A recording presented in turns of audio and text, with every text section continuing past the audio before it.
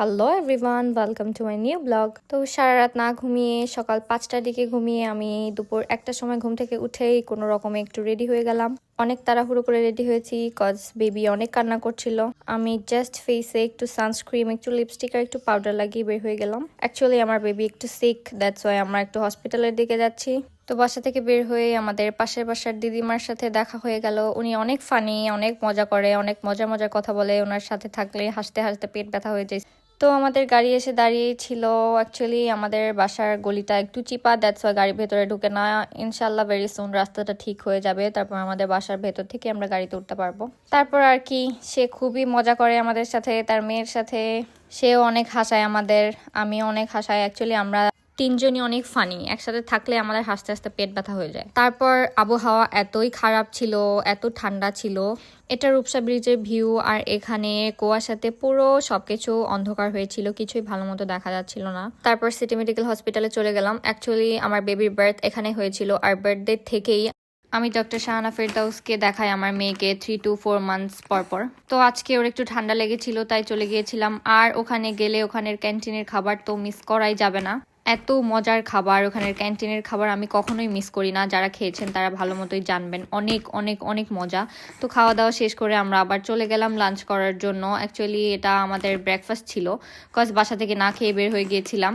তারপর লাঞ্চের জন্য আমরা চলে গেলাম রাজমহলে। অ্যাকচুয়ালি রাজমহলে যাওয়া হয় শুধুমাত্র ওখানে ডেজার্টের জন্য। ওখানে ডেজার্টের কথা আর কি বলবো, এত এত এত মজা। তারপর ওদের দুইটা সিগনেচার প্ল্যাটার অর্ডার করলাম আমাদের দুজনের জন্য। তারপর চলে গেলাম আমার সেই ফেভারিট ডেজার্ট সেকশনে। তো ওখানে ডেজার্টের কথা আর কি বলবো, বলে শেষই করা যাবে না। এত এত এত মজা, যারা খেয়েছেন তারাই বুঝতে পারবেন এত মজার ডেজার্ট। স্পেশাল ওদের রসমালাইটা এত মজা, অনেক মজা। এটা জাস্ট মুখে দিলে পুরা মেল্ট হয়ে যায়। তো আমি আজকে সেরকম বেশি কিছু নিই নাই ডেজার্ট, জাস্ট রসমালাই, তারপর একটু পিস্তাচিও চিজ কেক, তারপর হচ্ছে কাজু চকলেট, এগুলো নিয়েছিলাম, অল্প কিছুই নিয়েছিলাম। অ্যাকচুয়ালি আমি অনেকদিন থেকে ভাবতেছিলাম ব্লগিং শুরু করব, এটা আমার অনেক শখের একটা জিনিস, বাট আমি এত লেজি যে কখনো করাই হয়ে ওঠেনি। অ্যাকচুয়ালি এই ভিডিওটাতেও আমি 2 দিন ধরে ভয়েস ওভার দিচ্ছি। সিরিয়াসলি আমি অনেক লেজি, আমার আরও অ্যাক্টিভ হতে হবে। ইনশাল্লাহ এরপর থেকে আমি ডেইলি ব্লগ করব। আমার খুব ভালো লাগে আমার নিজের লাইফস্টাইল অন্যের সাথে শেয়ার করতে, আর অন্যদের লাইফস্টাইল দেখতেও আমার খুব ভালো লাগে। অ্যাকচুয়ালি কোনো কাজ কাম নাই, তো বসে বসে কি করব, টাইম পাস করারই ধান্দা। তারপর খাওয়ার অর্ডার করে একটু ঢং করতেছিলাম, সেটা আমার জামাই শ্যুট করতেছিল।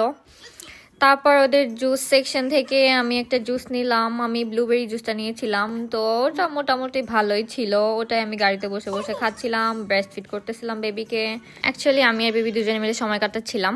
এই যে ছোট ছোট মুহূর্তগুলো ক্যাপচার করে রাখলে হয় কি, সুন্দর একটা মেমোরি ক্রিয়েট হয়, যেটা আমরা পরবর্তীতে দেখে অনেক আনন্দ পাই। বাট আমার অলসতার কারণে এটা হয়ে ওঠে না অনেক সময়। অ্যাজ ইউ নো গাইজ, আমি অনেক লেজি, যার জন্য আমি অনেক কিছুই মিস করে যাই। তো কোনো ব্যাপার না, এরপর থেকে ইনশাল্লাহ আমি সব কিছু ক্যাপচার করব। আমার লাইফের ছোটোখাটো ইচ অ্যান্ড এভরিথিং সব কিছুই আমি ক্যাপচার করবো ইনশাল্লাহ। তো আমরা দুজনে মিলে একটু গল্প করতেছিলাম, খেলতেছিলাম। তারপর আমাদের খাবার চলে আসলো, আমরা বাসার দিকে রওনা হলাম। আর খুব সুন্দর একটা সানসেট দেখতে দেখতে আমরা বাসার দিকে চলে আসলাম।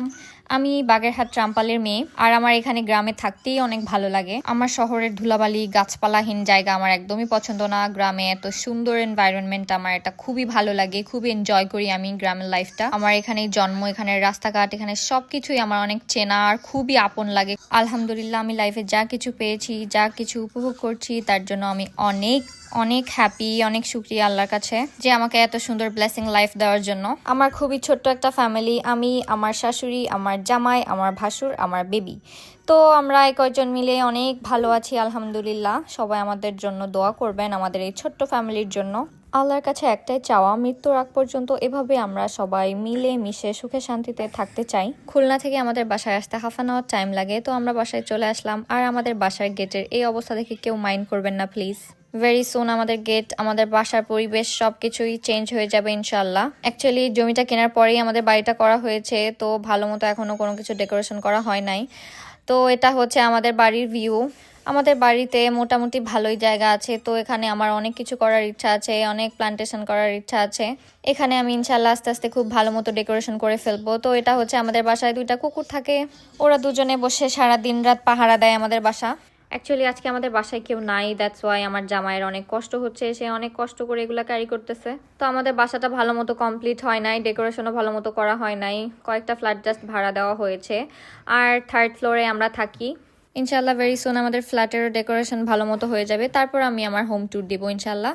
বাসায় যেহেতু কেউ ছিল না তাই দুজনের জন্যই খাবার এনেছিলাম, তো কোনো রকমে তাড়াহুড়ো করেই আমরা খাবারটা খেয়ে নিলাম। তারপর খাওয়া দাওয়া শেষে আমি বেবিকে ঘুম পাড়াতে চলে গেলাম। অ্যাকচুয়ালি আমি রিল্যাক্সে বসে ডেজার্ট খাবো তার জন্য।